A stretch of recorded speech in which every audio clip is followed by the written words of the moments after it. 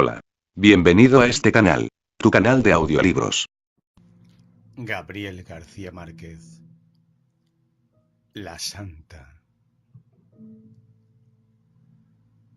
22 años después volví a ver a Margarito Duarte. Apareció de pronto en una de las callecitas secretas del Trastevere y me costó trabajo reconocerlo a primera vista por su castellano difícil y su buen talante de romano antiguo. Tenía el cabello blanco y escaso, y no le quedaban rastros de la conducta lúgubre y las ropas funerarias del letrado andino con que había venido a Roma por primera vez, pero en el curso de la conversación fui rescatándolo poco a poco de las perfidias de sus años y volví a verlo como era, sigiloso, imprevisible y de una tenacidad de picapedrero. Antes de la segunda taza de café, en uno de nuestros bares de otros tiempos, me atreví a hacerle la pregunta que me carcomía por dentro.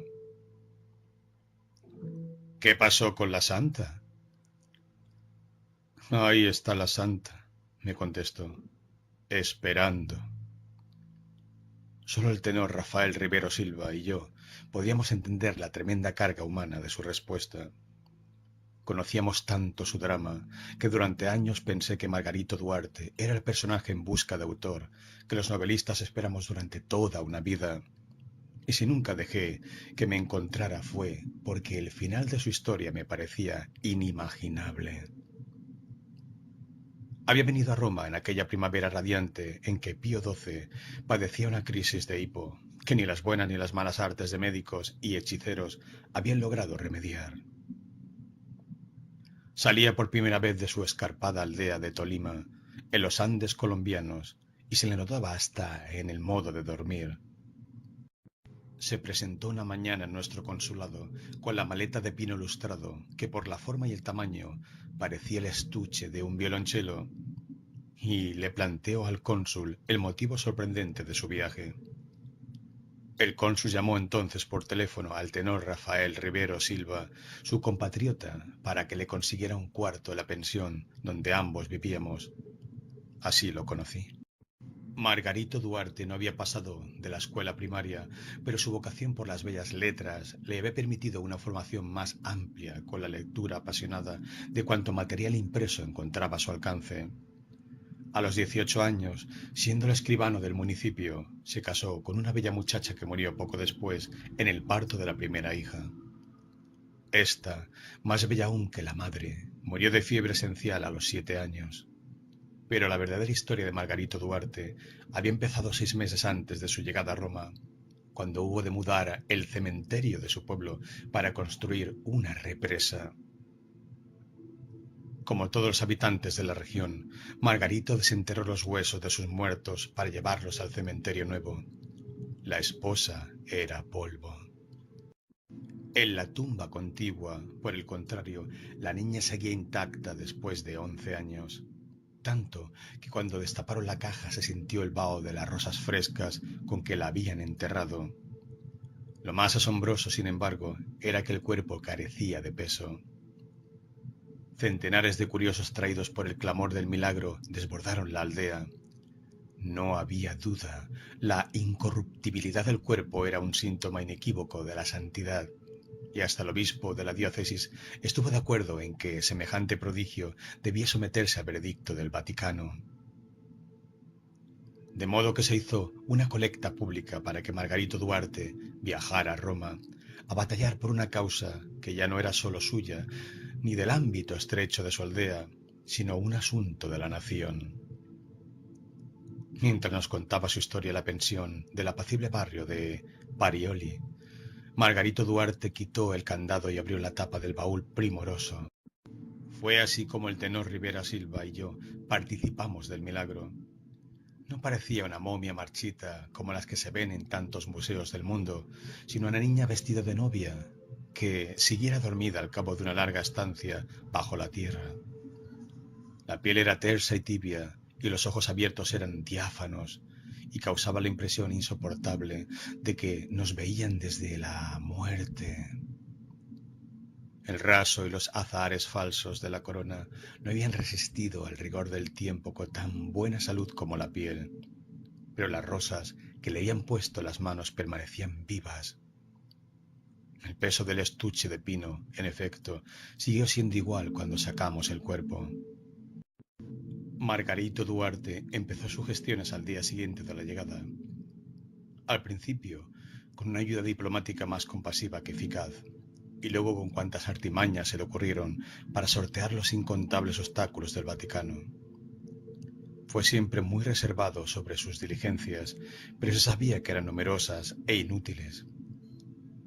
Hacía contacto con cuantas congregaciones religiosas y fundaciones humanitarias encontraba a su paso, donde lo escuchaban con atención, pero sin asombro, y le prometían gestiones inmediatas que nunca culminaron.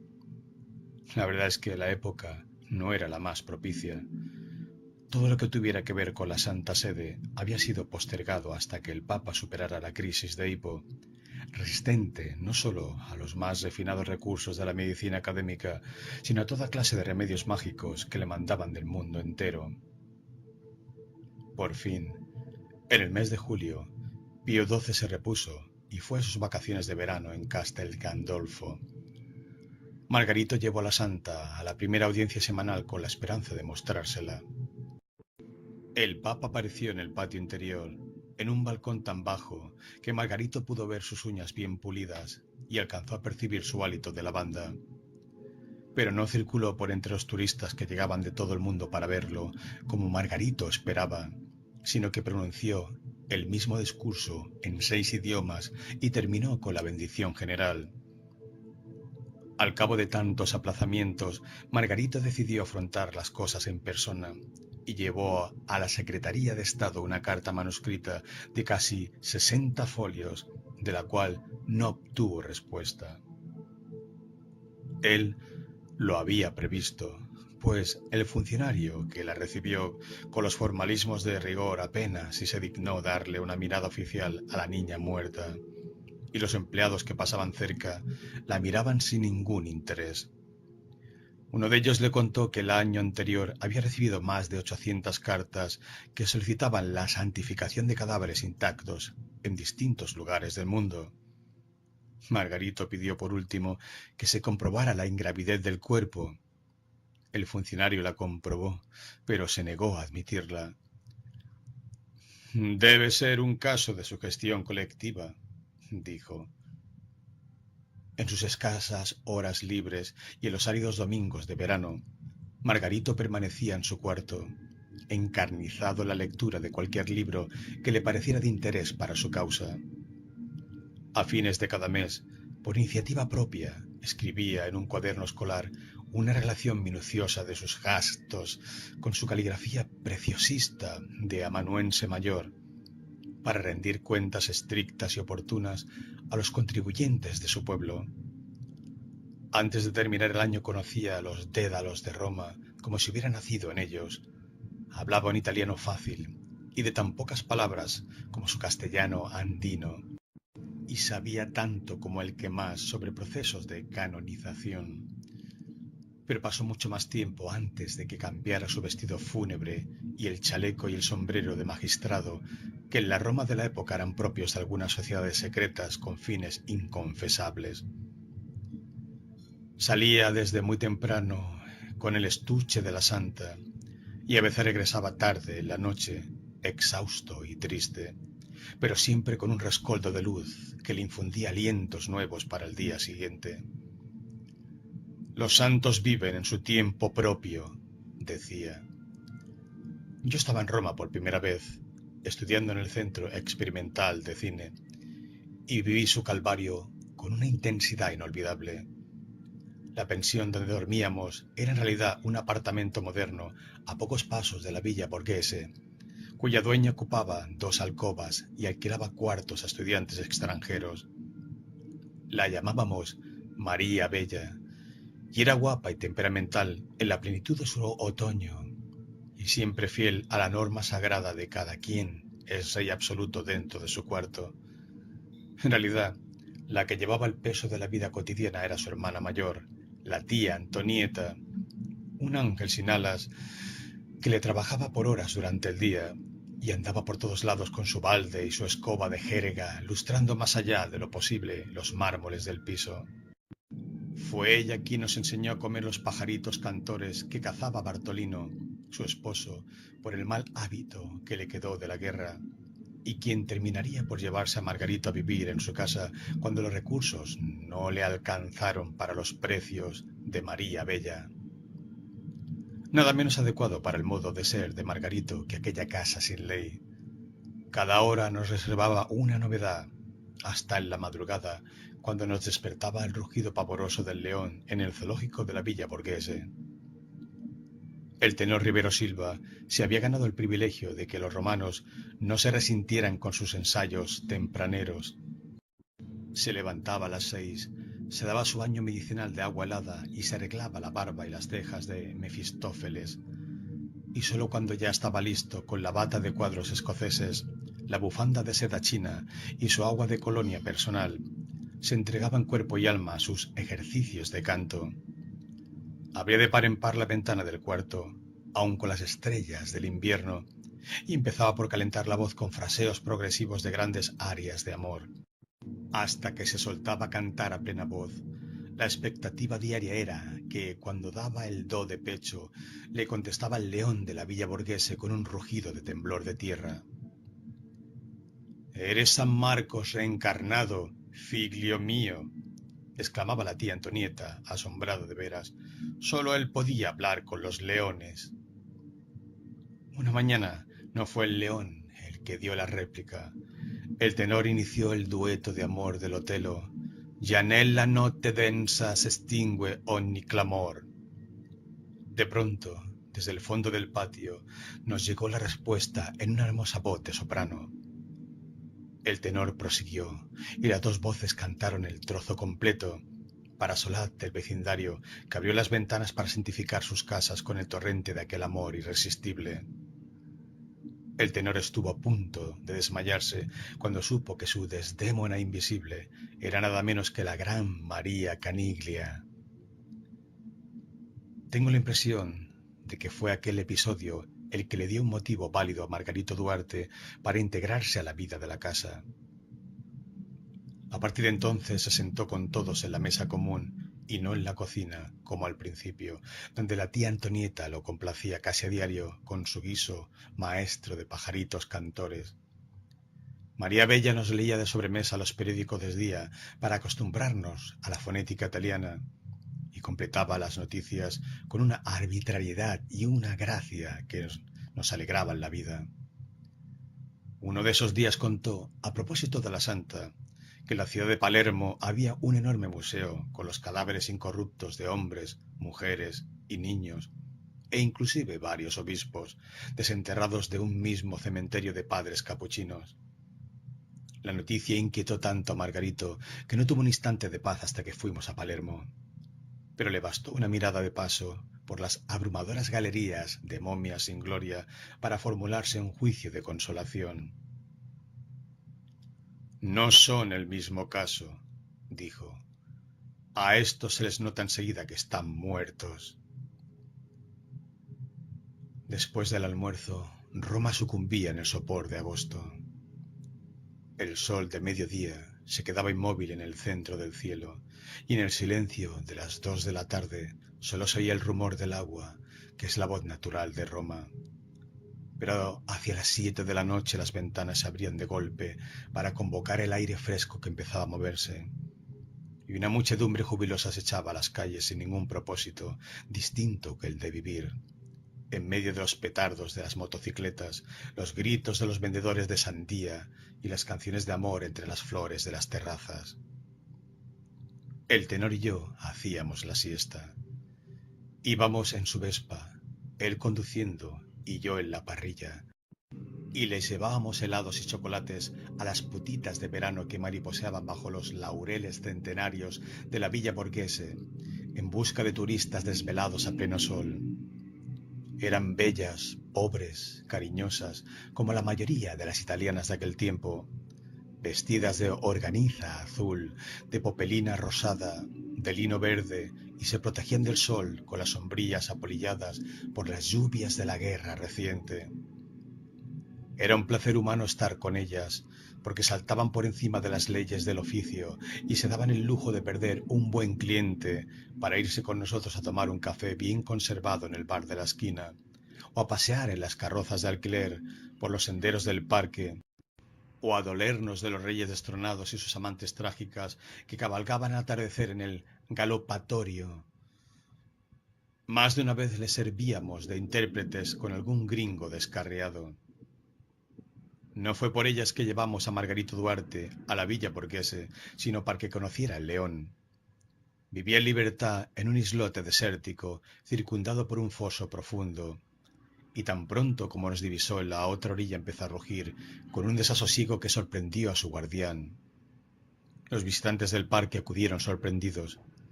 El tenor trató de identificarse con un do de pecho matinal, pero el león no le prestó atención.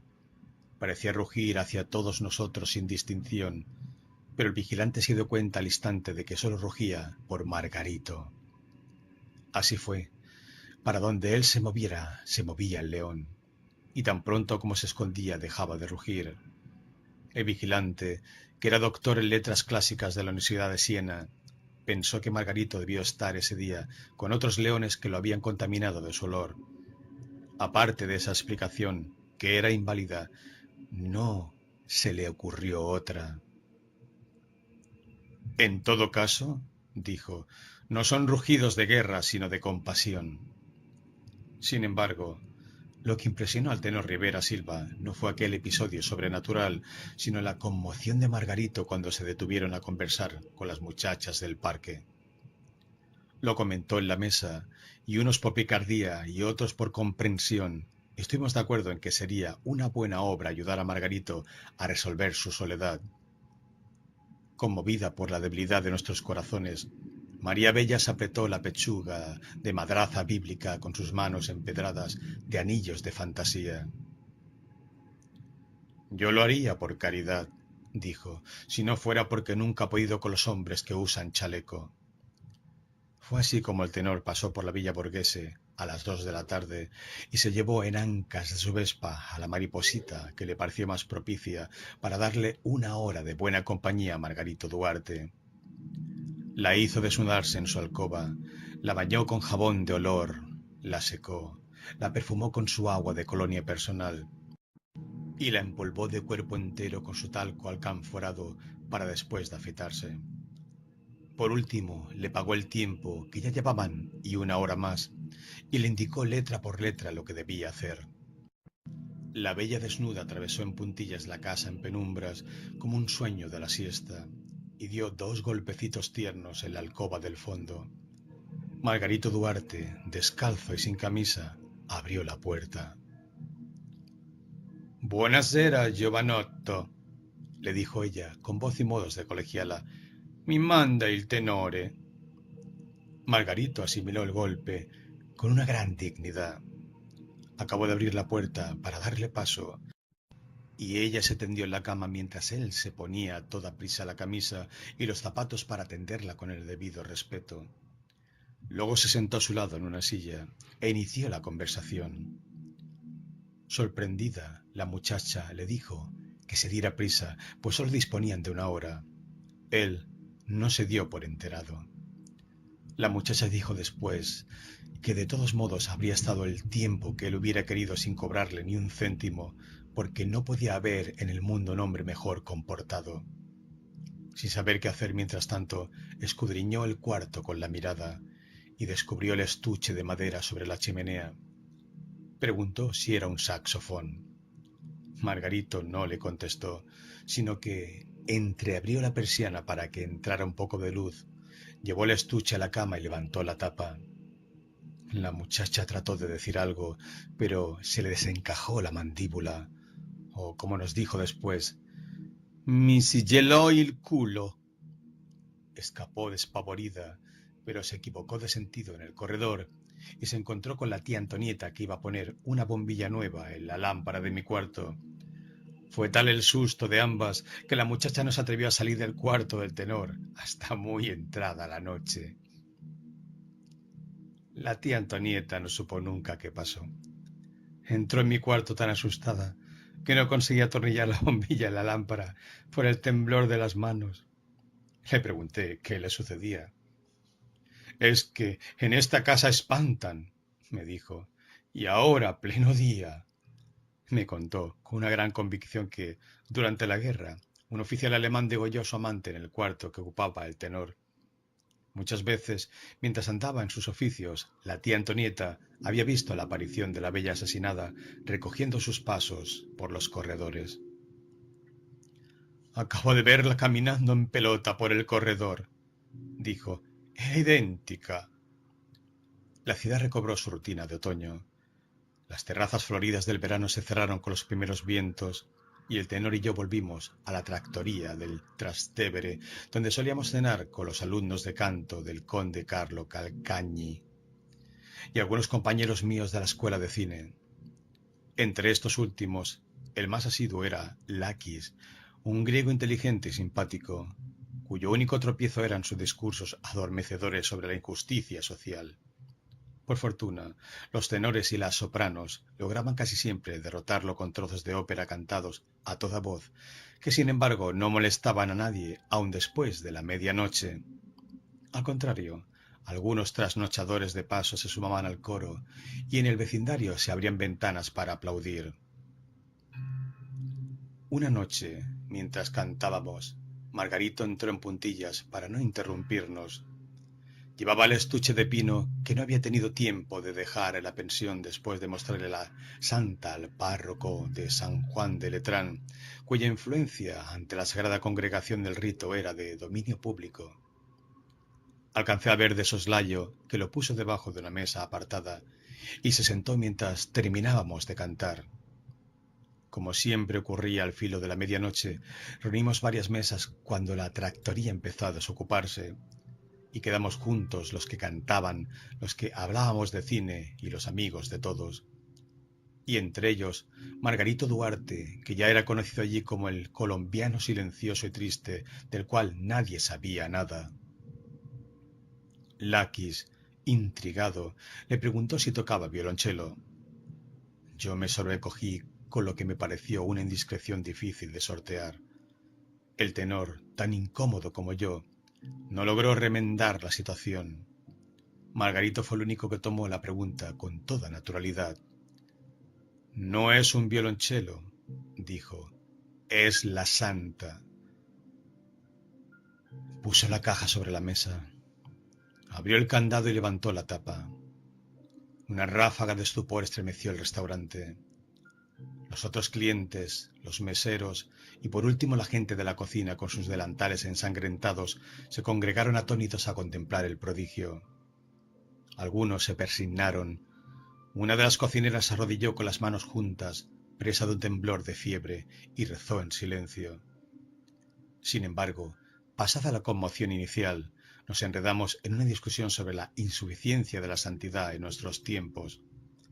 Lakis, por supuesto, fue el más radical. Lo único que quedó claro al final fue su idea de hacer una película crítica con el tema de la santa. «Estoy seguro», dijo, «que el viejo Césare no dejaría escapar este tema». Se refería a Cesare Sabatini, nuestro maestro de argumento y guión, uno de los grandes de la historia del cine y el único que mantenía con nosotros una relación personal al margen de la escuela. Trataba de enseñarnos no solo el oficio, sino una manera distinta de ver la vida. Era una máquina de pensar argumentos. Le salían a borbotones, casi contra su voluntad, y con tanta prisa que siempre le hacía falta la ayuda de alguien para pensarlos en voz alta y atraparlos al vuelo. Solo que al terminarlos se le caían los ánimos. «Lástima que haya que filmarlo», decía, pues pensaba que la pantalla perdería mucho de su magia original. Conservaba las ideas en tarjetas ordenadas por temas y prendidas con alfileres en los muros, y tenía tantas que ocupaban una alcoba de su casa. El sábado siguiente fuimos a verlo con Margarito Duarte. Era tan goloso de la vida que lo encontramos en la puerta de su casa de la calle Ángela Merici, ardiendo de ansiedad por la idea que le habíamos anunciado por teléfono. Ni siquiera nos saludó con la amabilidad de costumbre, sino que llevó a Margarito a una mesa preparada y él mismo abrió el estuche.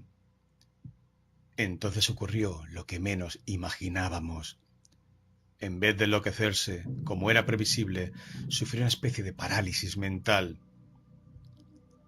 ¡Amatza!, murmuró espantado. Miró a la santa en silencio por 2 o 3 minutos, cerró la caja él mismo y sin decir nada condujo a Margarito hacia la puerta, como a un niño que diera sus primeros pasos. Lo despidió con unas palmaditas en la espalda. Gracias, hijo, muchas gracias, le dijo, y que Dios te acompañe en tu lucha. Cuando cerró la puerta se volvió hacia nosotros y nos dio su veredicto. No sirve para el cine, dijo. Nadie lo creería. Esa lección sorprendente nos acompañó en el tranvía de regreso. Si él lo decía, no había ni que pensarlo. La historia no servía. Sin embargo, María Bella nos recibió con el recado urgente de que Zavattini nos esperaba esa misma noche, pero sin Margarito. Lo encontramos en uno de sus momentos estelares. Lakis había llevado a 2 o 3 condiscípulos, pero él ni siquiera pareció verlos cuando abrió la puerta. ¡Ya lo tengo!, gritó. La película será un cañonazo si Margarito hace el milagro de resucitar a la niña. ¿En la película o en la vida?, le pregunté. Él reprimió la contrariedad. No seas tonto, me dijo, pero enseguida le vimos en los ojos el destello de una idea irresistible. A no ser que seas capaz de resucitarla en la vida real, dijo, y reflexionó en serio. ¿Debería probar? Fue solo una tentación instantánea antes de retomar el hilo. Empezó a pasearse por la casa como un loco feliz, gesticulando a manotadas y recitando la película a grandes voces. Lo escuchábamos deslumbrados, con la impresión de estar viendo las imágenes como pájaros fosforescentes que se le escapaban en tropel y volaban enloquecidos por toda la casa. Una noche, dijo, cuando ya han muerto como 20 papas que no lo recibieron, Margarito entra en su casa, cansado y viejo, abre la caja, le acaricia la cara a la muertecita y le dice, con toda la ternura del mundo, por el amor de tu padre, hijita, levántate y anda. Nos miró a todos y remató con un gesto triunfal. Y la niña se levanta. Algo esperaba de nosotros, pero estábamos tan perplejos que no encontrábamos qué decir, salvo Lakis, el griego, que levantó el dedo, como en la escuela, para pedir la palabra. Mi problema es que no lo creo, dijo, y ante nuestra sorpresa se dirigió directo a Zavattini. Perdóneme, maestro, pero no lo creo. Entonces fue Zavattini el que se quedó atónito. ¿Y por qué no? ¿Qué sé yo?, dijo Lakis angustiado. Es que no puede ser. ¡Amatza!, gritó entonces el maestro con un estruendo que debió oírse en el barrio entero. Eso es lo que más me jode de los stalinistas, que no creen en la realidad. En los 15 años siguientes, según él mismo me contó, Margarito llevó la santa a Castel Gandolfo por si se daba la ocasión de mostrarla. En una audiencia de unos 200 peregrinos de América Latina, alcanzó a contar la historia, entre empujones y codazos, al benévolo Juan XXIII. Pero no pudo mostrarle a la niña porque debió dejarla a la entrada, junto con los morrales de otros peregrinos en previsión de un atentado. El Papa lo escuchó con toda atención, como le fue posible entre la muchedumbre, y le dio en la mejilla una palmadita de aliento. «Bravo, figlio mío», le dijo, «Dios premiará tu perseverancia». Sin embargo, cuando de veras se sintió en vísperas de realizar su sueño, fue durante el reinado fugaz del sonriente Albino Luciani. Un pariente de este, impresionado por la historia de Margarito, le prometió su mediación. Nadie le hizo caso. Pero 2 días después, mientras almorzaban, alguien llamó a la pensión con un mensaje rápido y simple para Margarito. No debía moverse de Roma, pues antes del jueves sería llamado del Vaticano para una audiencia privada. Nunca se supo si fue una broma. Margarito creía que no, y se mantuvo alerta. Nadie salió de la casa. Si tenía que ir al baño, lo anunciaba en voz alta. ¡Voy al baño! María Bella, siempre graciosa a los primeros albores de la vejez, soltaba su carcajada de mujer libre. «Ya lo sabemos, Margarito», gritaba, «por si te llama el Papa». La semana siguiente, 2 días antes del telefonema anunciado, Margarito se derrumbó ante el titular del periódico que deslizaron por debajo de la puerta. «Morto il Papa».